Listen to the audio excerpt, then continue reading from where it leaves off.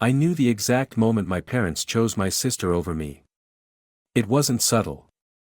It wasn't vague. It happened during a family dinner, in the middle of my sentence, with half the table still chewing. "You should apologize, Marcus," my mom snapped. My father nodded, setting down his glass. "She's family. You're making things difficult." I stared at both of them, heart pounding, fork frozen midair. "She stole from me," I said, slowly. "You know that." They glanced at each other like they were dealing with a child throwing a tantrum, not a grown man whose bank account had been drained by the same person now sitting smugly across the table. My sister, Dana, just rolled her eyes. "God, Marcus, it was just a loan." "You're so dramatic." "A loan." That's what she called the $12,000 she took from my business account without asking, after I'd given her a job out of pity and family guilt. I had worked for years to build my web design firm from scratch, freelancing, working late, barely affording rent. I finally had a team, a solid client base, and savings. Then Dana swooped in with crocodile tears about being laid off. I let her in. Trained her. Paid her well. Then she used my login credentials to send the money to herself, just to cover some personal things, she claimed. The truth came out when my accountant flagged the missing funds. Dana admitted it, casually, like she had borrowed a sweater. But when I demanded she pay it back, she ran to our parents. And they didn't even flinch before siding with her. "She's struggling, Marcus," my mother said. "You've always been the strong one. Can't you just let it go?" No apology. No accountability. Just dismissal. That dinner ended with me walking out, and my parents letting me go like I was disposable. I didn't hear from them for months. No check-ins. No birthdays. No updates. They blocked me on the family group chat like I was the problem. Dana, meanwhile, was living in my parents' guest room, posting filtered selfies with captions like, "Healing through family." The hypocrisy burned. I tried to bury myself in work, stay focused, and move on. But the betrayal festered. Not just because they chose her, but because they made it so easy. I didn't need them to beg for forgiveness. I just wanted someone to say, that was wrong. But instead, they cut me off. And I decided then, I'd stop trying to prove anything. I'd stop calling. Stop hoping they'd come around. If they didn't want me in their lives, I'd respect that. But I also knew one thing: life has a funny way of circling back. And when it did, I wasn't going to say a word. I was going to let actions speak. 3 months passed, and I didn't hear a single word from them. Not even when my birthday came and went. No texts. No calls. Not even a lousy forwarded meme from Mom's Facebook page. That silence. It said everything. I wasn't their son anymore, I was the scapegoat. The one they expected to keep his mouth shut and carry everyone's mess. And now that I refused, I was treated like a threat. I still remember walking through the grocery store one afternoon and seeing Dana there with Mom, laughing like the betrayal never happened. I didn't stop to say hi. I didn't even slow down. I walked right past them, and the sick part. Neither of them looked surprised. Like they expected me to vanish. Like cutting me off was part of some natural transition, now that I'd stopped being useful. I got in my car and sat there for a while, gripping the wheel. I didn't cry. I just clenched my jaw and thought, this is what being the strong one gets you. Exiled.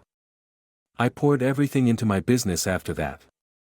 I restructured the team, moved into a small private co-working space across town, and started working with new clients, mostly small businesses and nonprofits who couldn't afford overpriced firms.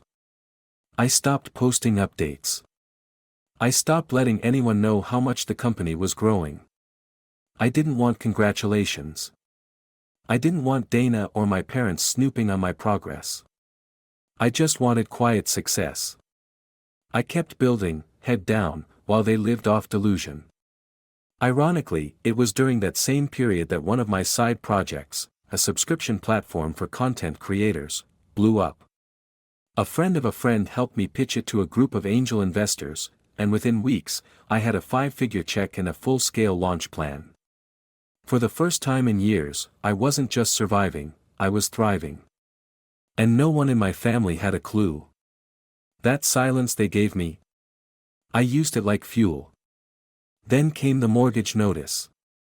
Not mine, theirs. It was my Uncle Philip who let it slip. He called one evening asking if I could talk some sense into my dad, who was apparently considering selling the house to avoid defaulting. I didn't react. I just said, I'm not really in touch with them anymore. Uncle Philip paused, then added, you know, I never agreed with how they treated you. But pride's a hell of a thing. That call stayed with me. My parents, the same people who shut me out like I was toxic, were now struggling quietly while their favorite child played house in their guest room and posted filtered smoothie bowls. I didn't laugh. I didn't cheer. I just watched. I knew my parents would never ask me for help. They'd rather drown in debt than admit they backed the wrong horse. And so I made a decision, not out of revenge, not even out of forgiveness. Just out of clarity. I was going to fix their mess, anonymously. The next morning, I called the bank. Pulled their mortgage info using contacts from my real estate client list. Confirmed the numbers. Paid the whole balance, quietly, completely, and under a holding company I had just registered 2 weeks prior. The papers were processed within 72 hours. I received confirmation that their house was now fully paid off. And I told no one. Not a soul.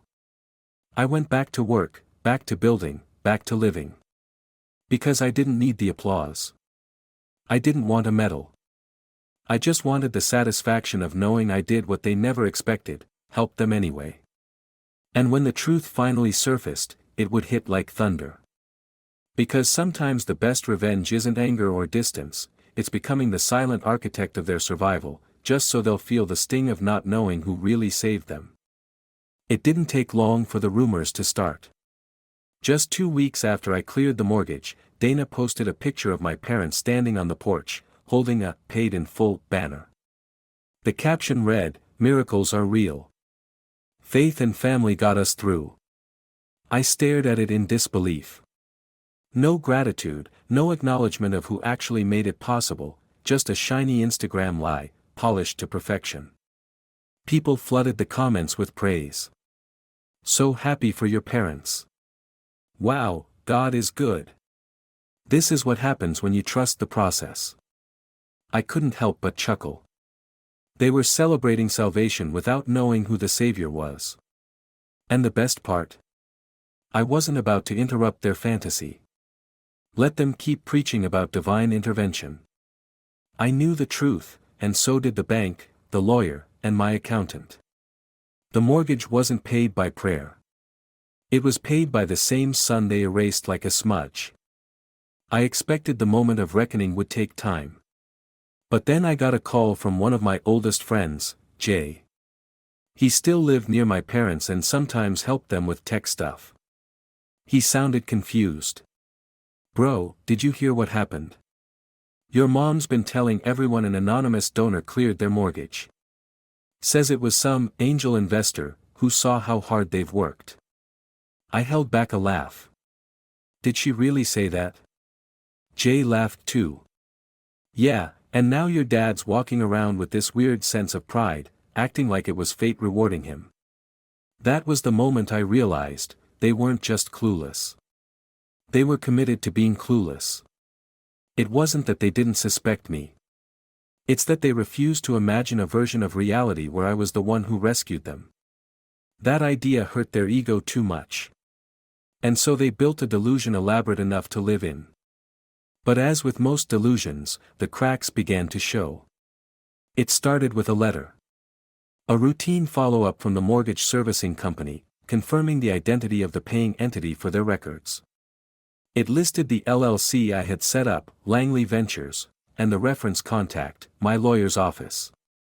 Dana was the one who checked the mail that day. She must have Googled the name, because 2 hours later, she called me. I didn't answer. She texted. Did you pay the mortgage? Be honest. I didn't reply. 3 days passed. Then Mom called. Then Dad. Then they both showed up at my office, something they hadn't done in over a year. They stood at the glass wall of my building like they didn't know whether to knock or walk away. I buzzed them in. Calm. Cold. Ready. They sat across from me, stiff and uncomfortable, surrounded by the proof of everything they once belittled. My framed awards. My team sketches. My success. My father finally spoke. Marcus, was it you? I didn't answer right away. I leaned forward, folded my hands, and asked, why does it matter now? My mother blinked. We need to know. I nodded slowly. You didn't need to know when you called me a problem. When you blocked me. When you let Dana steal from me and painted me as the villain. But now that the house is safe, now you need to know. They sat there, ashamed and silent. I could have yelled. I could have thrown it all in their faces. But instead, I reached into my drawer, pulled out the bank receipt with the wire transfer, and placed it in front of them. Yes. It was me. But I didn't do it for you. I did it in spite of you. And then I stood up and walked out of my own office, leaving them to sit in the truth they had worked so hard to ignore. They didn't leave my office right away. I watched from the hallway as they just sat there, staring at the receipt like it was some ancient scroll they couldn't translate. My father looked stunned. My mother looked like she'd swallowed a brick. But neither said, thank you. Neither said, sorry. When I finally walked back in, just to retrieve my keys, my dad looked up and said, we were going through a lot. I stared at him, waiting. Was that his apology? Was that supposed to erase the months of silence? Of betrayal? Of siding with a daughter who lied, stole, and played the victim while they offered her my seat at the table? I didn't ask for an explanation, I said calmly. I didn't do it to earn your guilt. I did it because Grandpa would have wanted the house protected. Not because you deserved it. My mom finally opened her mouth. We didn't think you'd be so successful. There it was. The truth.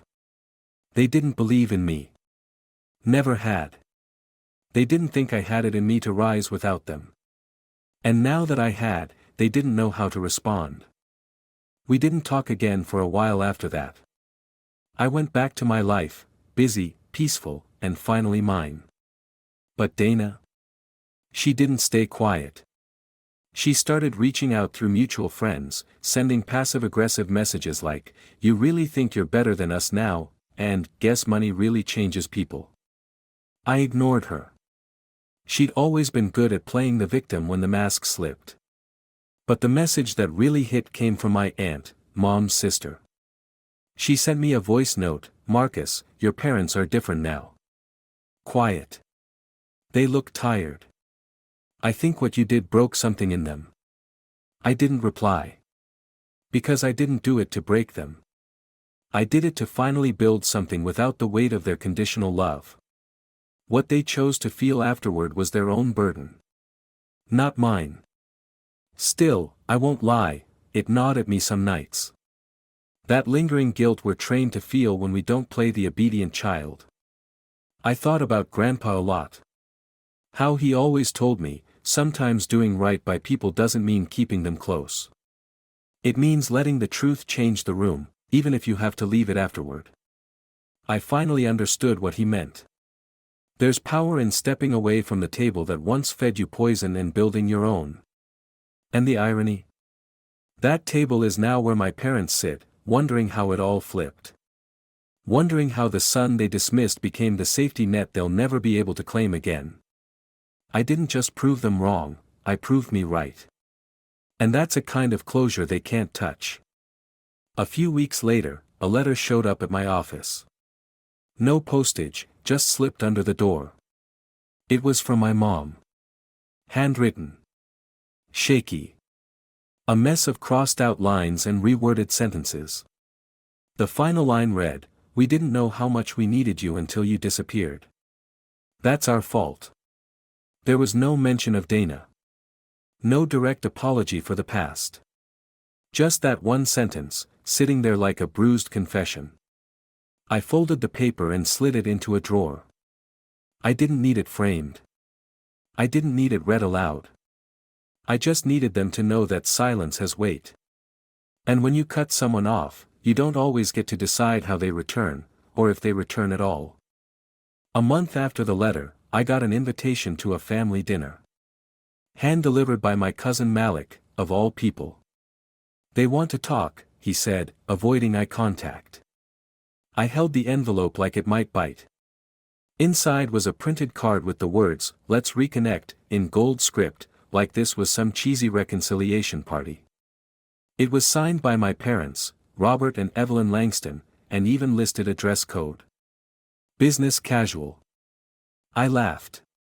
Leave it to them to treat a moment of accountability like a catered networking event. But curiosity got the better of me. Not because I wanted closure, I already had that, but because I wanted to see how far they were willing to go. I showed up 20 minutes late, just enough to make a point. Dana opened the door. She smiled, too wide. "You look expensive." I smiled back. "I am." The dining room was staged like a therapy session.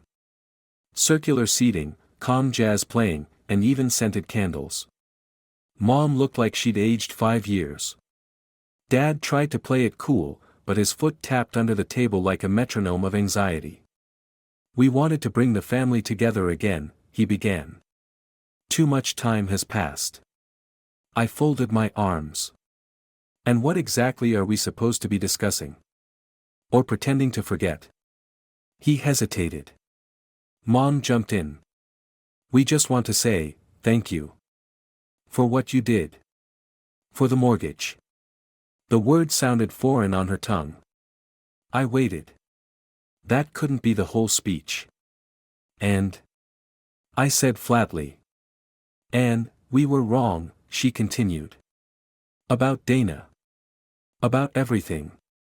We should have supported you, not silenced you. That part, I didn't expect." My father looked like he had bitten through glass. "We assumed you didn't need us. And we were embarrassed when we realized, you were the one holding us up." I didn't say anything for a long moment. Just looked around the room. The same walls where they once dismissed my dreams now echoed with the tension of remorse. Dana sat stiff, arms crossed, expression unreadable. She hadn't spoken once. Maybe she knew it wasn't her turn anymore. I leaned forward.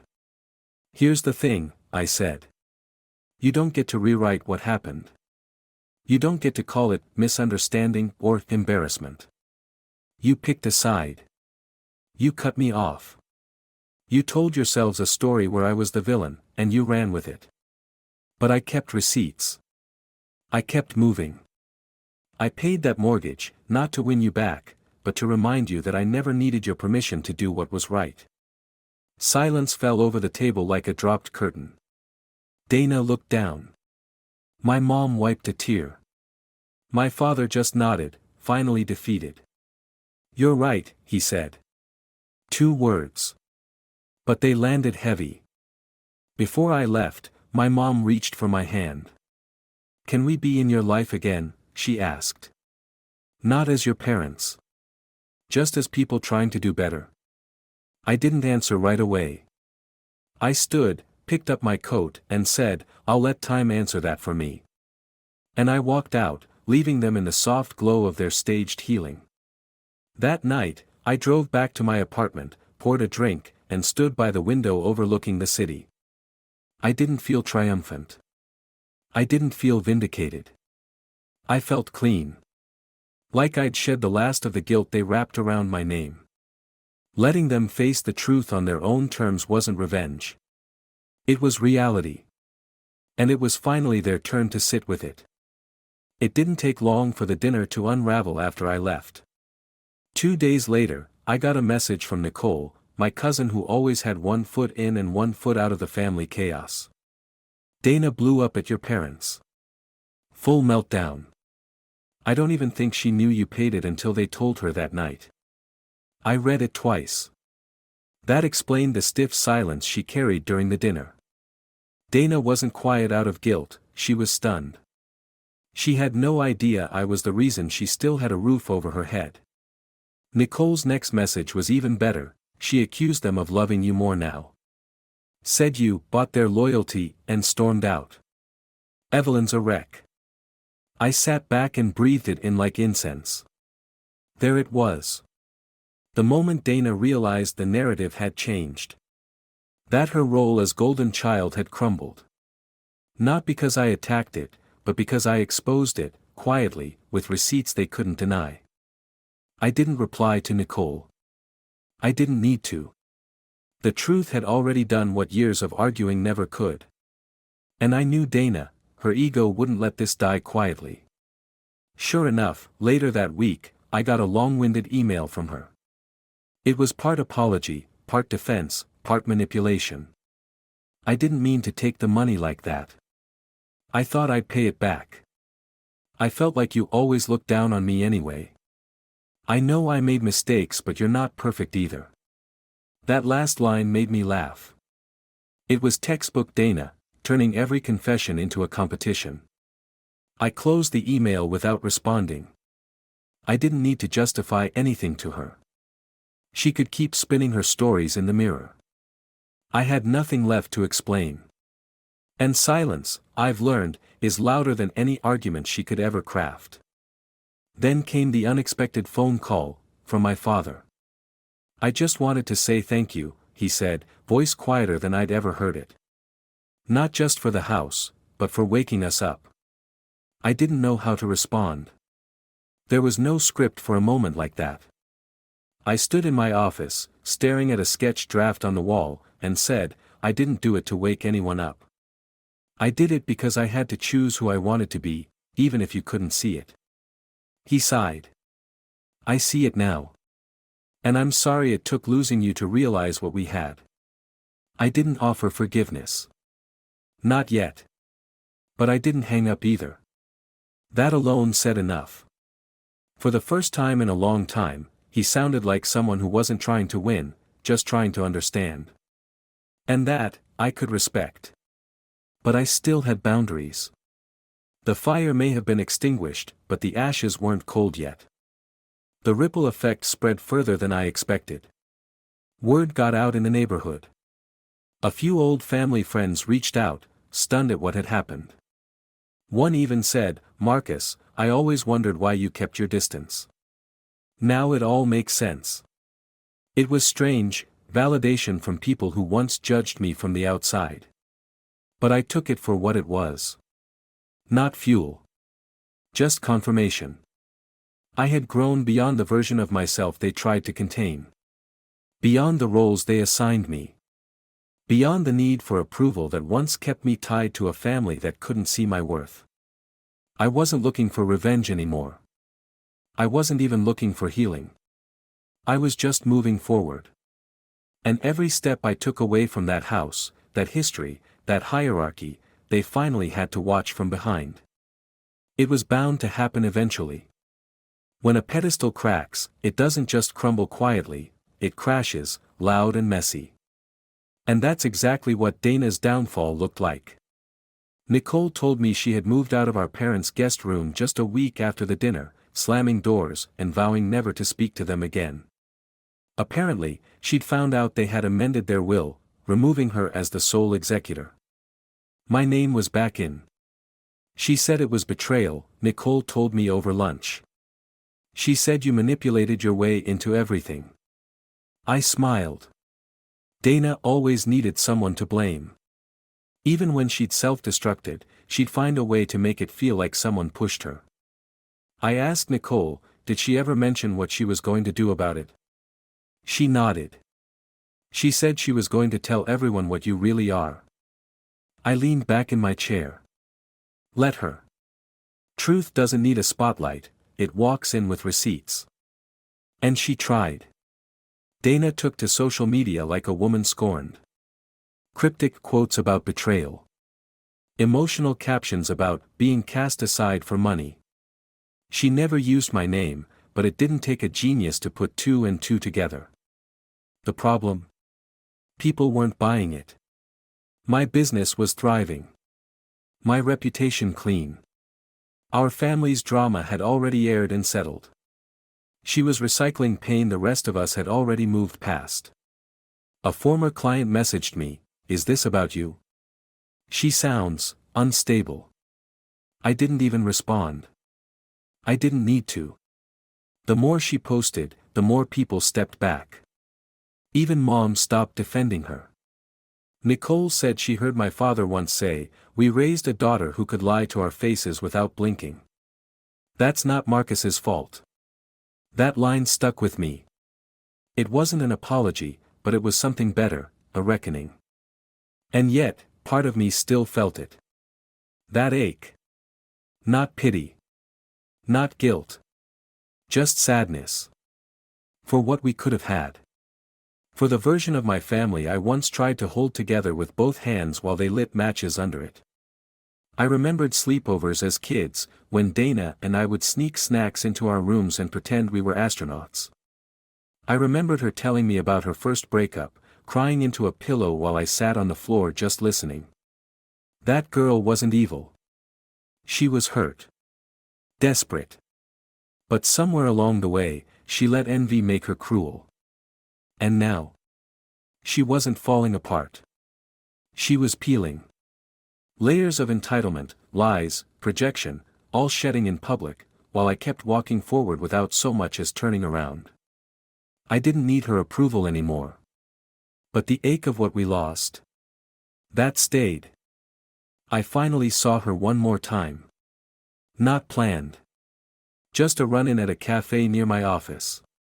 She looked tired, bags under her eyes, hair pulled back in a way that said she hadn't slept. She saw me and froze. I walked over, calm. "Hey, Dana." She blinked. "I didn't expect to see you here." I nodded. "Didn't expect to run into you either." A long silence passed. Then she said, "You were always the quiet one." I smiled. Yeah. Turns out the quiet one was listening the whole time. She looked down. Then up again. "You didn't deserve what I did. Or what they did." I waited. No sarcasm. No punchline. Just honesty, fragile and rare. I nodded once. "I know." Then I walked out. No closure speech.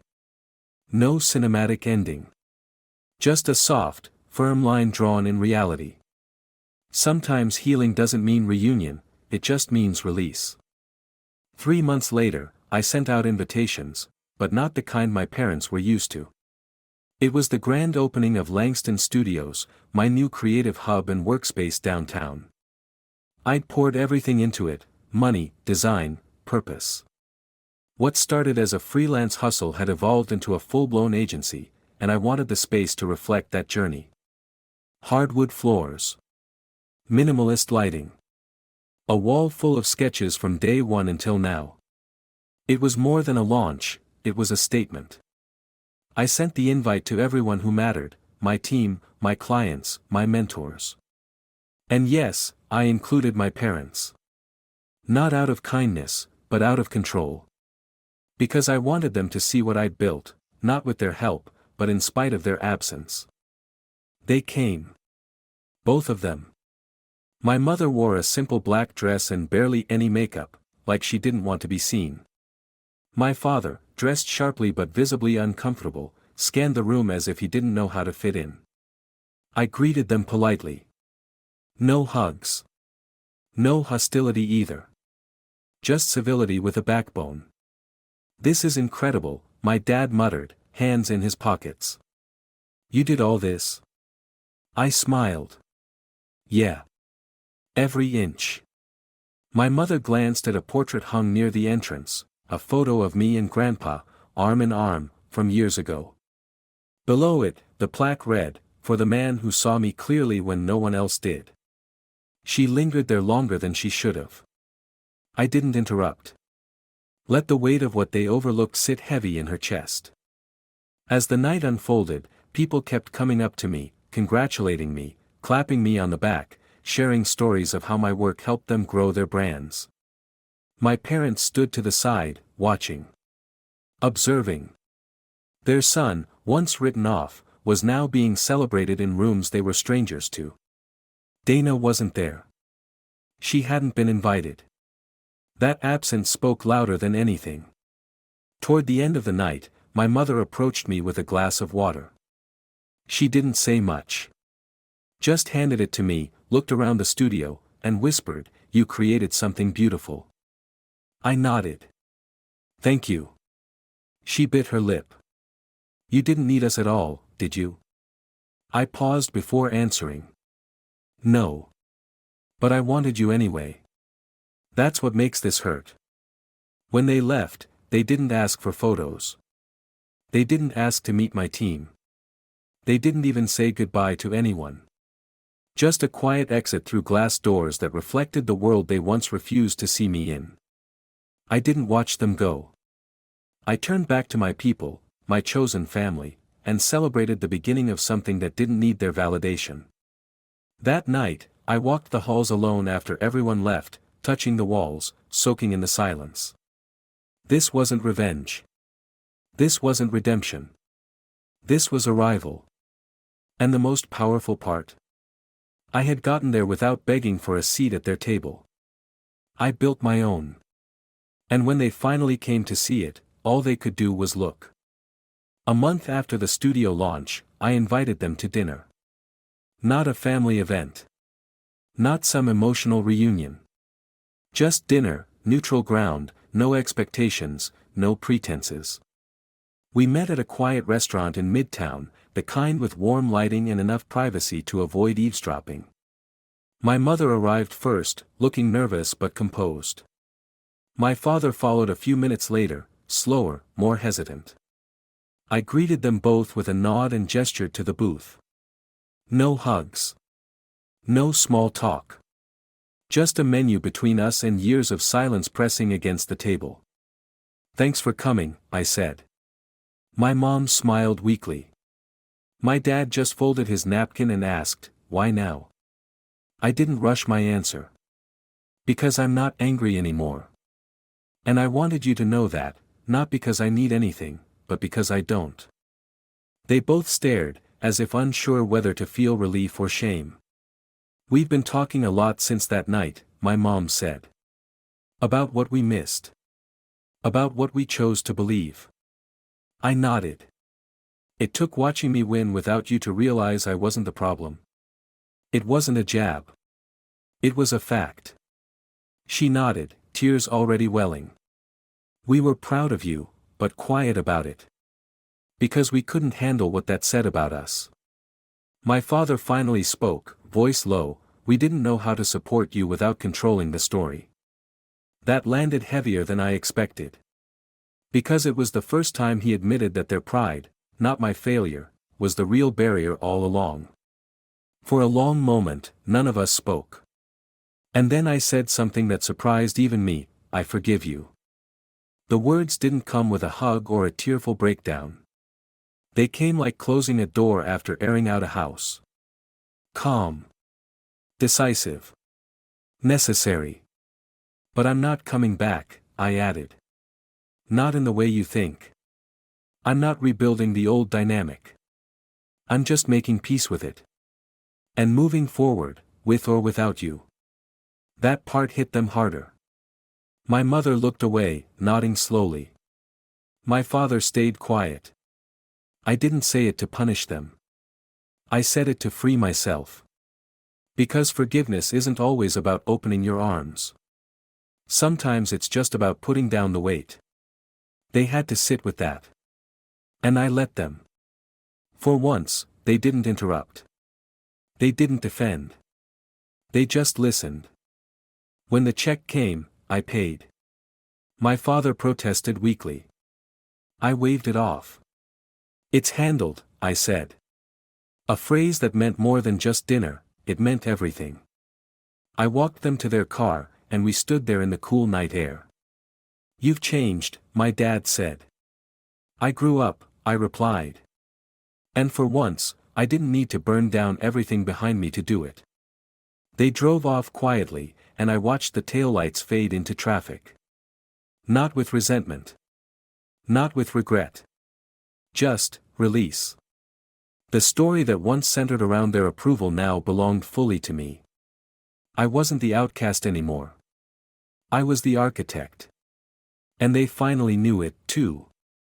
3 months after that dinner, I got a call from the real estate attorney I had worked with when paying off the mortgage. "Marcus, just a heads up," he said. "The deed transfer went through. You're officially listed as a lien holder on the house." I paused. "Wait, I didn't file anything." He chuckled. "I know. Your father did. He submitted the paperwork last week, said it was time you had formal recognition for what you'd done." I sat back, stunned. That wasn't just a legal move. That was an admission. Not spoken with tears or handshakes, but in ink and title. For the first time in my life, my father had honored my contribution in the language he understood best: land, value, control. That piece of property, the same one they once tried to protect from me with silence, now bore my name, etched in black and white truth.